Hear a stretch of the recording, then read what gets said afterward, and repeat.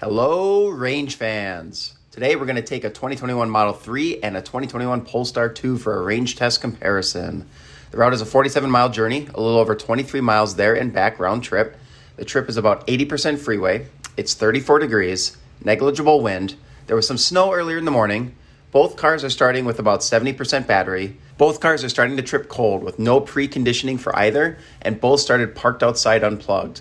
They both have the smallest wheel option, so the Polestar 2 has 19-inch wheels and the Tesla Model 3 has 18-inch wheels.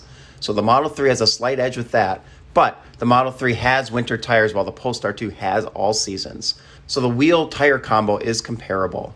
But since they're both using the smallest stock wheel available to them, I think it's also fair that they're different sizes. I also had a rule for both cars that I would go 10% over the speed limit with a max speed of 70 miles per hour on the freeways to best simulate an average driver. It turned out these driving rules were easy to follow with light traffic greeting me for both drives. I flipped a coin on which car would go first, and that would be the Model 3. Here is how the Model 3 performed. First, the range and trip estimator did a really good and accurate job, even being slightly conservative on how much range and battery I'd have left on both the trip out and the trip back.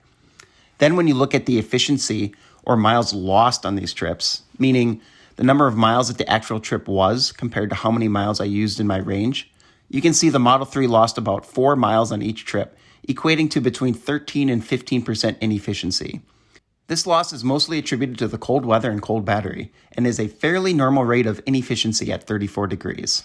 Next, it's deja vu all over again, but this time for the Polestar 2. Here's how the Polestar 2 performed. Like the Model 3, the range estimator did a great job, being within 1% of the estimated battery and range left for our trips out and back. The efficiency of the Polestar 2 lost some miles, 9.5 on the way out and 6.5 coming back, for an inefficiency of between 21 and 29%.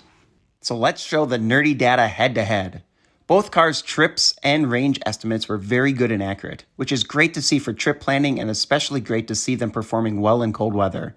Clearly, these estimators are taking battery temperature into account. The Model 3 was much more efficient than the Polestar 2, losing less of its battery due to the cold and driving conditions.